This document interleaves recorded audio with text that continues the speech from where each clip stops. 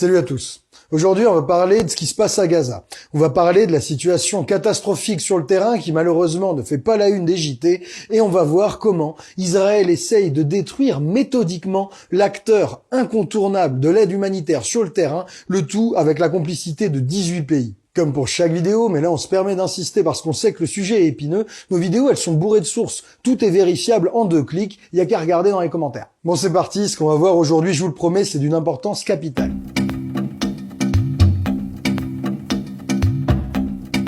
Dans la nuit du 22 au 23 février 2024, Benyamin Netanyahou, le Premier ministre d'Israël, a publié son plan pour l'après-guerre à Gaza. Un des objectifs de ce plan, c'est la disparition de l'UNRWA. L'UNRWA, c'est pas n'importe quoi. C'est une agence de l'ONU, des Nations Unies. C'est l'agence qui s'occupe des réfugiés palestiniens depuis la création d'Israël il y a 75 ans. Elle intervient partout où des Palestiniens se sont réfugiés. Ça peut être à Gaza, en Cisjordanie, mais aussi dans les pays frontaliers comme la Jordanie, la Syrie ou le Liban. Le but de l'UNRWA, c'est de donner des services de base à ces réfugiés, une éducation, de la santé et une aide économique. L'agence compte plus de 30 000 employés, très majoritairement des Palestiniens. L'UNRWA s'occupe aussi des crises humanitaires. Aujourd'hui, alors que Gaza connaît la guerre la plus meurtrière de son histoire, avec plus de 30 000 tués, quasiment 2 millions de réfugiés, la menace de la mort de faim ou de maladie, l'UNRWA est la principale courroie pour administrer l'aide humanitaire. Concrètement, elle fournit des abris, de la nourriture, de l'eau potable, des kits d'hygiène, des soins.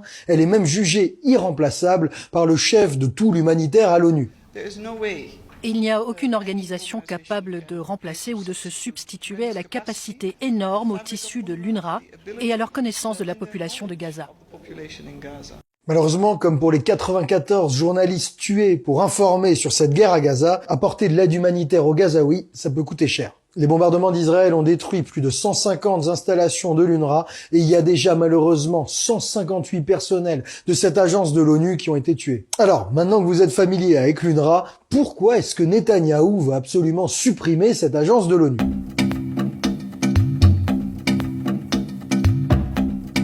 Pour le comprendre, il faut d'abord revenir un mois en arrière, le 26 janvier 2024. Ce jour-là, la Cour internationale de justice, qui a été saisie par l'Afrique du Sud, rend son verdict et estime plausible un risque de génocide en ce moment à Gaza. Elle ordonne alors à Israël de prendre un certain nombre de mesures pour prévenir ce génocide, comme notamment faciliter l'entrée de l'aide humanitaire pour venir en aide aux civils piégés à Gaza. Le même jour, sans doute un hasard du calendrier, Israël décide d'attaquer l'UNRWA et lâche une bombe. Chaque organe de l'ONU est devenu une arme contre l'État juif, exploité comme un instrument pour aider à l'élimination de mon peuple.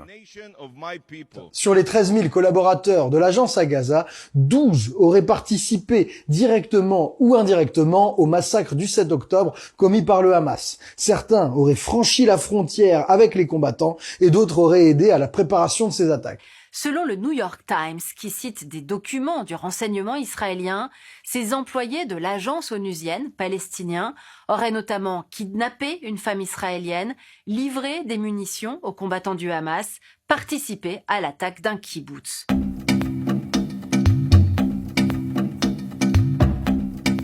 La réaction de l'UNRWA a été immédiate, elle a licencié les accusés. L'affaire aurait pu en rester là, 12 personnes sur 13 000 participent au massacre, on les sanctionne immédiatement, point, on passe à autre chose. Mais non, sur la base de cette accusation contre 12 employés, il y a 18 pays qui ont décidé, du jour au lendemain, de couper leur financement à l'UNRWA. Il y a un truc important à noter, c'est que les autres accusations d'Israël, les 190 employés de l'UNRWA soupçonnés d'appartenir aux branches combattantes du Hamas ou du djihad islamique, et le plus d'1 millier d'employés soupçonnés d'être des militants islamistes, ces accusations-là, elles sont intervenues, autant qu'on puisse le savoir avec nos informations publiques, après que la plupart des pays aient décidé de retirer leur financement à cette agence de l'ONU. Et parmi eux, on retrouve les 3 principaux pays contributeurs au budget de l'UNRWA, les États-Unis, l'Allemagne et la Suède. La France, elle, n'a pas encore prévu de suspendre ses financements, elle en avait d'ailleurs prévu aucun durant le premier semestre 2024, elle attend les résultats d'une enquête indépendante. Pour l'UNRWA, en tout cas, c'est une catastrophe. Avec ses 18 États en moins, elle perd l'équivalent des 2/3 de son budget. Autrement dit, avec cette décision, c'est l'activité tout entière de l'UNRWA qui est menacée. Et pour les Gazaouis, la situation elle est terrible. Parce que quand, malgré ces coupes budgétaires, l'UNRWA parvient à mettre la main sur de la nourriture ou des biens essentiels pour aider les Gazaouis, là, ce sont les Israéliens qui bloquent régulièrement l'accès des camions de l'UNRWA à la bande de Gaza. Exemple horrible, le ministre des Finances et surtout raciste notoire Bezalel Smotrich, il a réussi à convaincre le gouvernement de bloquer depuis des semaines dans le port d'Achod des livraisons de farine destinées aux civils de Rafah, des camions de farine. Et même si une partie de l'aide internationale est dirigée vers d'autres ONG, ça ne compense pas la mise à l'écart de l'UNRWA. Selon le patron de l'agence, le Suisse Philippe Lazzarini, le total de l'aide humanitaire qui rentre à Gaza, toute structure confondue, UNRWA ou non, il a baissé de moitié entre janvier et février 2024. La situation est tellement alarmante que le rapporteur spécial de l'ONU pour l'alimentation, Michael Fakhri, il tire la sonnette d'alarme. En empêchant l'aide alimentaire de passer, Israël affamerait délibérément les Palestiniens de Gaza, piétinant ainsi complètement le verdict de la Cour de justice pour empêcher un risque de génocide. Certains pays comme la France, la Jordanie ou depuis peu les États-Unis en sont rendus à larguer des vivres par avion au large des côtes de Gaza et à espérer que les courants marins ou les habitants les plus téméraires arrivent à les ramener sur terre. On comprend donc que pour Israël, il ne s'agit pas de simples accusations contre des employés de l'UNRWA, mais bien d'une attaque contre cette institution et l'aide humanitaire qu'elle apporte aux Gazaouis en ce moment. Maintenant qu'on a bien compris de quoi il s'agissait, prenons un peu de recul sur les accusations d'Israël et les décisions de ces 18 pays. C'est important parce qu'on a trouvé quelques éléments qui laissent planer le doute quand même sur les accusations d'Israël.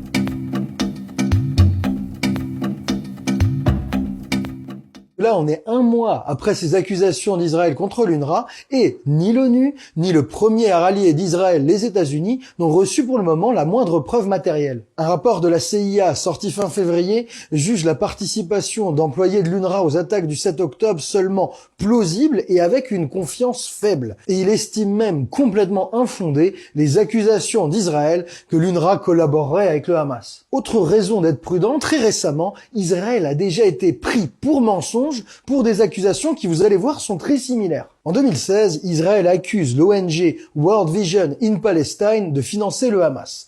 L'Australie, qui est un des financeurs de l'ONG, décide de lui couper les vivres, mais organise quand même une enquête. Et, aux surprises, l'enquête n'a trouvé aucun élément corroborant les accusations d'Israël. Vous voyez qu'à la lumière de ce précédent et de l'absence d'éléments, la décision de 18 pays de suspendre le financement de l'UNRWA, elle paraît bien hâtive. Pourquoi ne pas attendre le résultat d'une enquête indépendante et au minimum quelques preuves avant de torpiller l'UNRWA en plein milieu d'une crise humanitaire dramatique à Gaza?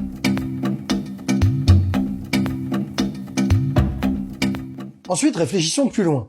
Quand bien même toutes les accusations d'Israël contre l'UNRWA étaient vraies, est-ce que ça justifierait de lui couper ses financements maintenant en pleine crise humanitaire? Déjà, ça va pas de soi de rendre l'UNRWA responsable des actes commis par quelques-uns de ses employés. Chaque année, l'UNRWA doit transmettre la liste de tous ses employés au service de renseignement israélien pour qu'il la valide ou non. Les services israéliens n'ont pas été capables d'identifier ces employés du Hamas alors que c'est leur métier. Comment l'UNRWA, dont ce n'est pas la mission et qui n'en a pas les moyens, pourrait être tenu responsable de ne pas avoir su identifier 12 employés dangereux sur plus de 13 000? C'est absurde ou au moins extrêmement sévère comme exigence. Aussi, il y a un truc de tristement ironique, c'est que, quelle que soit la quantité d'aide qui entre à Gaza, et quelle que soit l'organisation internationale ou l'ONG qui la distribue, les militants et combattants du Hamas, ils parviendront à toucher leur part. Quand on y réfléchit, écarter l'UNRWA des opérations humanitaires, ça va beaucoup moins affaiblir le Hamas que ça ne va pénaliser une population civile déjà affamée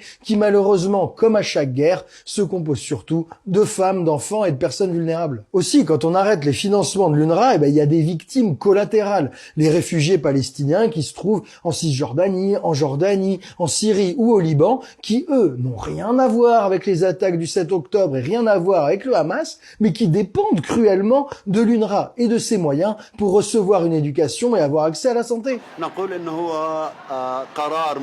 Il s'agit d'une décision condamnable et précipitée.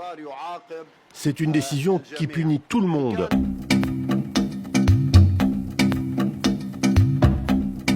Rappelons que ni le verdict de la Cour internationale de justice, ni les exactions des soldats israéliens contre les civils palestiniens qu'ils ont pourtant filmés et mis sur les réseaux sociaux, rien de tout ça n'a entraîné un gel des livraisons d'armes vers Israël. C'est même tout l'inverse. L'administration Biden vient de décider, juste là, mi-février, de livrer à Israël des bombes, des systèmes de guidage et des détonateurs pour une valeur qui se chiffre en dizaines de millions de dollars. Quand d'un côté, le verdict de la plus haute cour de justice internationale ne suffit pas à entraîner la gel des livraisons d'armes à Israël, et que de l'autre côté, des accusations pour le moment sans preuve suffisent pour que 18 pays retirent leur financement à une agence humanitaire de l'ONU, agence la plus essentielle pour sauver des millions de Gazaouis, on peut légitimement y voir un double standard, un deux poids deux mesures, aussi dangereux qu'inquiétant. Selon nous, et c'est que notre opinion, que l'on croit ou non Israël sur parole, les 18 pays qui ont retiré leur financement à l'UNRWA, ils ont commis une faute gravissime. En faisant cela, ils se rendent complices des morts, des famines et des souffrances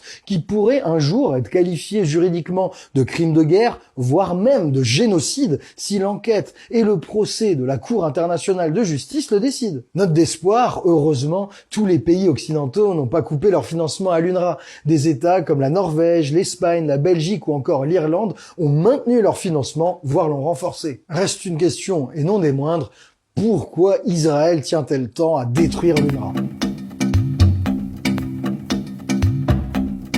La réponse est politique et est à chercher dans l'histoire du conflit israélo-palestinien. Beaucoup en Israël identifient l'UNRWA au droit au retour des réfugiés palestiniens. Pourquoi ça ? Parce que l'UNRWA, elle a été créée par l'ONU en 1949, soit un an après la Nakba, la catastrophe qui a vu environ 750 000 Palestiniens être chassés de leurs terres et de leurs maisons et devenir des réfugiés. La communauté internationale a réagi à cette Nakba en votant la résolution 194 de l'ONU qui consacre le droit au retour des réfugiés palestiniens ou au moins une indemnisation financière en compensation. Ce que nous disent les historiens et les sociologues spécialistes de l'UNRWA, c'est que comme l'UNRWA, depuis 75 ans, elle s'occupe des réfugiés palestiniens, elle les éduque, elle les soigne, elle les emploie, et ben l'UNRWA a fini par incarner les réfugiés palestiniens et par représenter leur droit au retour. Et ça dérange profondément Israël qui, depuis 1948, a toujours refusé le droit au retour des réfugiés palestiniens et refusé sa part de responsabilité dans la Nakba. Ça fait que dans l'esprit de beaucoup en Israël, tuer l'UNRWA, c'est enterrer le problème des réfugiés palestiniens et de leur droit au retour, un problème qui dure depuis 1948. Si vous voulez en apprendre davantage sur l'UNRWA, les origines de l'État d'Israël et l'histoire du conflit israélo-palestinien, on vous invite vraiment à nous rejoindre sur notre site Osons Comprendre, parce qu'on y produit depuis décembre une série de vidéos pour tout comprendre à l'histoire de ce conflit sans tomber dans l'une ou dans l'autre des propagandes avec un gros travail de lecture des historiens. D'après les membres de notre site, ça vaut le détour. Mais revenons à nos moutons et aux attaques d'Israël contre l'UNRWA qui, ces dernières années, se sont multipliées. Il y a d'abord des ONG proches de l'État hébreu qui ont accusé, à partir de cas isolés, l'UNRWA d'endoctriner les petits-enfants palestiniens à l'antisémitisme et de les pousser au terrorisme. En 2017, c'est le déjà Premier ministre Netanyahou qui a appelé à dissoudre l'UNRWA et à la remplacer par le Haut Commissariat de l'ONU pour les réfugiés. Dans la foulée, en 2018, l'administration Trump a suivi Netanyahou et a coupé les vivres à l'UNRWA. Ce qu'on comprend là, c'est que détruire l'UNRWA, c'est un vieux but politique d'Israël qui se sert du conflit actuel pour le réaliser sans se soucier des conséquences dramatiques sur le terrain et des vies que ça pourra coûter. Maintenant qu'on a dit ça, que faire ? Eh ben d'abord, informer, ouvrir les yeux. Nous, on a fait de notre mieux pour aller chercher ces infos et vous les synthétiser dans la vidéo. Mais on compte sur vous pour la partager au maximum autour de vous pour que ces infos restent pas lettres mortes. Le site Arrêt sur Image, il a montré que la situation à Gaza, elle était quasiment absente des grands journaux télévisés. Si nous autres, on fait pas ce travail d'information, il y a de grandes chances que la crise humanitaire qui se passe en ce moment à Gaza reste dans l'ombre. Aussi, merci à vous de rester au maximum courtois dans les commentaires, c'est important. Et enfin, je me doute qu'ils m'entendent, mais nos pensées vont vraiment vers les otages israéliens, leurs familles et les millions de Gazaouis qui sont dans une situation humanitaire impossible. Je vous fais de très gros bisous, je vous dis à bientôt ici ou sur Osons Comprendre. Prenez soin de vous.